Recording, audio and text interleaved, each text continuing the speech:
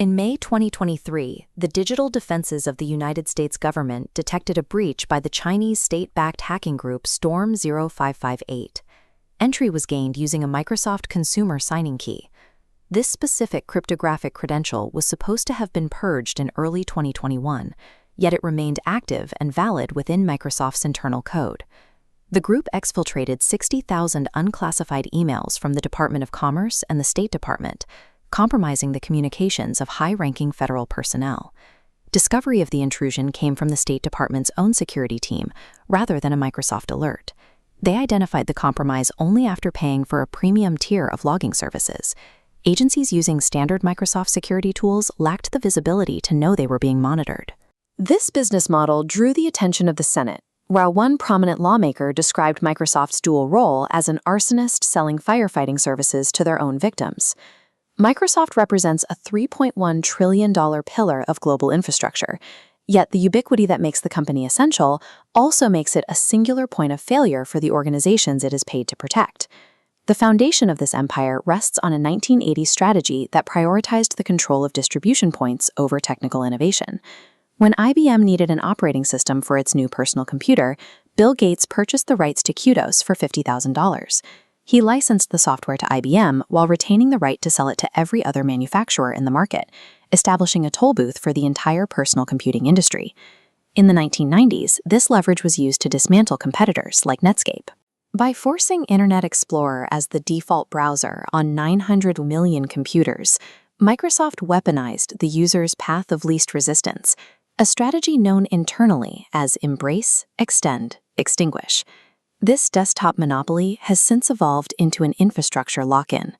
Systems like Active Directory manage the digital identities of entire workforces, while Azure provides the servers they inhabit.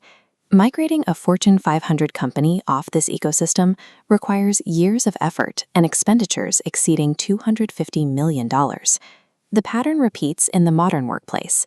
Microsoft responded to the rise of Slack by bundling its own competitor, Teams, into every existing Office 365 subscription.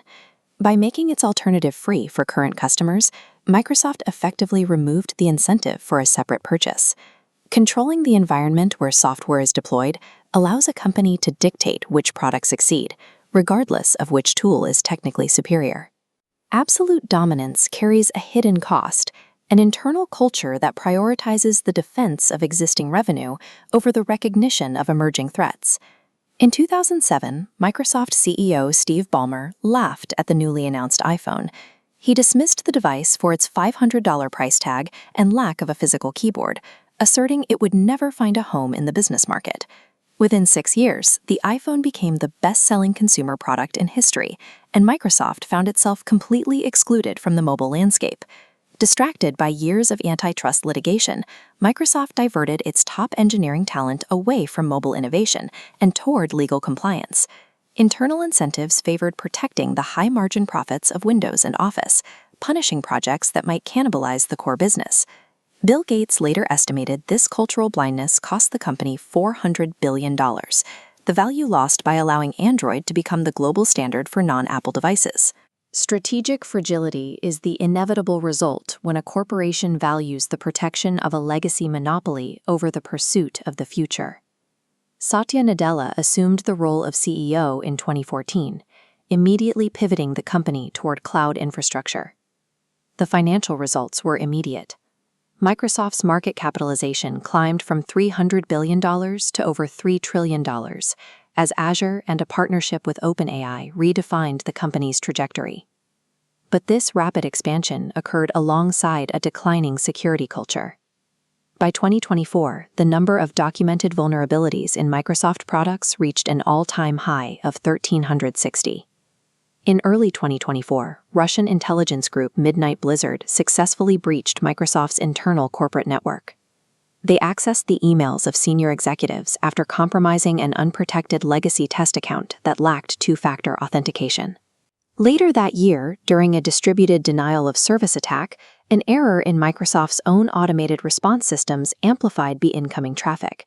Azure and Microsoft 365 services were taken offline for nearly 10 hours. Financial growth at this scale can often obscure systemic neglect, leaving the world's enterprise infrastructure vulnerable to preventable failure. In May 2024, Microsoft announced a new feature called Windows Recall. Designed as an AI-powered photographic memory, the software took screenshots every 10 seconds, building a searchable record of every application, message, and website visited. Security researchers discovered that this entire database was stored unencrypted on the computer's hard drive. Any person or malware with local access could extract months of banking records and private passwords in minutes. This effort to integrate AI extends to the hardware layer, with Microsoft developing custom Maya 200 chips to reduce its multi-billion-dollar dependency on NVIDIA. At the same time, they are embedding Copilot AI into corporate environments, despite the tool's tendency to hallucinate when processing disorganized internal files. The recall incident reflects how Microsoft treats your personal hardware. Your computer acts as a data extraction point for their AI and cloud ecosystems. Microsoft has spent decades mastering the path of least resistance to invisibly control global software infrastructure. However, the manipulation of human habits is not unique to the tech sector. Our next story explores a consumer giant that used suppressed internal data to hide the addictive properties of its products. We will uncover the lobbying efforts PepsiCo deployed across 107 countries, and the reality of the Cola Wars, a conflict that was often more corporate theater than genuine competition.